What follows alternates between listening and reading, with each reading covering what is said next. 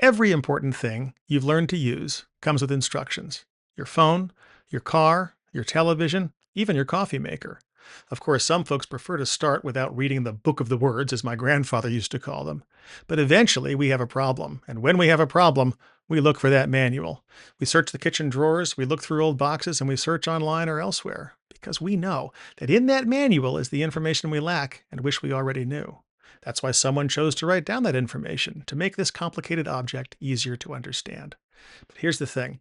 The most complicated things we will ever work with are not objects. They are people. People are far more complex than any server or network you've ever used, and people arrive without instructions. We spend our lives meeting people, hiring people, marrying people, teaching people, raising people, or trying to collaborate with people, and we all make a very understandable assumption. We assume that they can see us fully, not merely our face or our resume. We assume they can see what we intended. We assume that our strengths are apparent. We assume that people understand why we hesitate and why we act quickly, why we ask questions, why we become quiet, or why we challenge an idea. We believe that other people are interacting with something close to the real us, but most of the time, they're interacting with an incomplete impression. And here's the trick, we are likely doing the same thing to them. Think about a human being like an iceberg.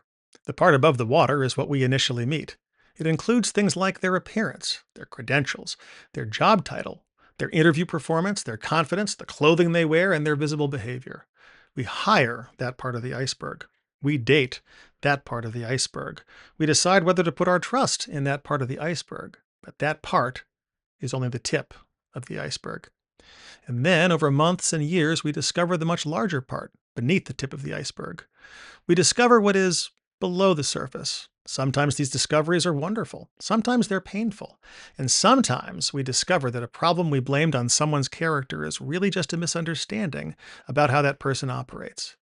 Generally, the things below the surface are not good or bad. They're just specific to that person. In short, we choose the tip, but we live and work with the entire iceberg. Eventually, over time, we learn things like she does not make important decisions while speaking. She needs time alone to think. He challenges ideas because he's engaged, not because he's hostile. When she becomes quiet, she is overwhelmed, not angry. He likes bad news early while there is still time to solve the problem. She experiences unexpected changes of plans as a loss of control. He may appear calm while privately carrying far more pressure than anyone realizes. These insights can transform a relationship, but we usually acquire them through friction, through failed projects, through arguments, through hurt feelings, through talented people leaving teams where they were never properly understood. It is a shame that understanding arrives so late, but I'm not so sure that it has to. I believe that every one of us already has what I call a personal interface.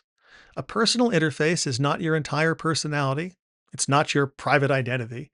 It's not a label, type, or a category. It's the collection of practical patterns that shape how others can interact and collaborate with you successfully. It includes things like how you prefer to receive information, how you make decisions, how you respond under pressure, what helps you trust someone, what other people routinely misunderstand about you, and what allows your unique strengths to become useful in partnership with others. Your personal interface is not who you are, it's how you interact. It's your side of the conversation. And people who understand your personal interface can obviously work more successfully with who you are. Imagine the person you see beside that guide is named Sarah. She has intentionally chosen to share three things: not her entire history, not her private thoughts, just three useful truths, things that might otherwise take someone years to discover. Sarah is saying, give me time to think before expecting an answer. When I become quiet, I'm usually processing, not withdrawing. And tell me about problems early. Surprises are harder for me than bad news. How many past difficulties might those three sentences have prevented? That is what a personal interface makes possible. It reveals a small amount of information that can make a large difference in every interaction. Now imagine someone very different. Meet Marcus. And here are some things from Marcus's personal interface. They include think out loud with me. Conversation helps me reach clarity. Challenge my ideas directly. I don't experience disagreement as rejection, and silence makes me wonder whether something is wrong. Sarah and Marcus may initially frustrate one another. Sarah needs silence to think, while Marcus uses conversation to think. Sarah may interpret his questions as pressure, while Marcus may interpret her silence as disengagement. And neither person is wrong. Neither needs to be fixed. They simply have different interfaces. Without that knowledge, they may diagnose each other's behavior as disrespect, weakness, or incompatibility. But with that knowledge, they can adapt to each other and eliminate much discomfort and frustration. Of course, understanding does not eliminate every conflict, but it does give conflict a more accurate starting point, and as a result, a faster resolution. Sharing things can be scary and make you feel vulnerable, but none of these things can actually hurt you or expose any vulnerabilities. Let me demonstrate. Here's part of my own personal interface. I share the following items. Challenge my ideas but be constructive and help me move from thinking into action. I build trust through honesty, collaboration, and direct conversation. And when possibilities multiply, useful constraints can help me complete the work. These statements actually reveal strengths, and they also reveal places where working with me may improve with understanding. The first explains that I value challenge rather than automatic agreement, but also that thinking alone does not always produce completion. The second explains that collaboration is not merely a preference for me, it's almost a requirement, and often where my best thinking becomes useful. And the third admits something that could otherwise be misunderstood, that more freedom and more possibilities do not always improve my performance.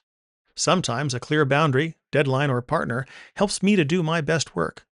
Sharing this does not diminish me or make me vulnerable. It allows another person to understand both how I can contribute and what helps that contribution become meaningful. Now imagine collecting insights like these into your own personal interface guide and sharing it with others. A personal interface guide would not attempt to explain everything about you. It couldn't. It would contain the information most likely to improve the way others communicate, collaborate, and build trust with you. It might include how I work best, how I prefer to receive feedback, how I make difficult decisions, what energizes me, what creates unnecessary friction, what people often misunderstand about me, and what I'm still learning about myself. The guide would not be a list of demands. It would not say, everyone must accommodate me. It would say, here is what I currently understand about myself. I stand by it, and I'm sharing it so that we can work together more intelligently. A personal interface guide does not change the iceberg. It merely lowers the waterline. It allows someone to see a little more of what is already there before false assumptions and misunderstanding force them to discover it the hard way. This matters because much of what we call a people problem may actually be an information problem. We ask people to cooperate while withholding or sometimes not knowing the instructions that would make cooperation easier. We expect managers to motivate people whose motivations remain hidden. We expect spouses to respond to needs that have never been clearly articulated. We expect employees to interpret leaders whose decision making processes are invisible. And we expect children to learn in systems that may not understand how they process the world. And then we're surprised when our assumptions collide with reality. Imagine if every new employee or teammate arrived with their own personal interface guide. Imagine founders exchanging them before deciding to build a company together. Imagine couples creating them before years of conflict produce the same information. Imagine teachers knowing what helps a student engage rather than merely observing when that student fails to engage after the fact. Imagine a patient being able to explain proactively how they want difficult medical information communicated. Imagine entering an important relationship with more than a resume, a job description, or a collection of optimistic assumptions. This is not complete knowledge and it does not create perfect compatibility. What it does create is simply a better beginning. There is an obvious danger in this idea. Any description of a person can become a box. A personal interface guide must never become a permanent label or verdict. Human beings change. We learn, we heal, we adapt, and frequently we misunderstand ourselves. So the guide must remain editable. It must include humility, and it must distinguish between this is who I am and this is the best understanding I currently have of how I operate. The purpose is not to classify people more efficiently, We believe each person is unique, and there are as many types of people as there are people. However, the purpose is to replace avoidable assumptions with better conversations.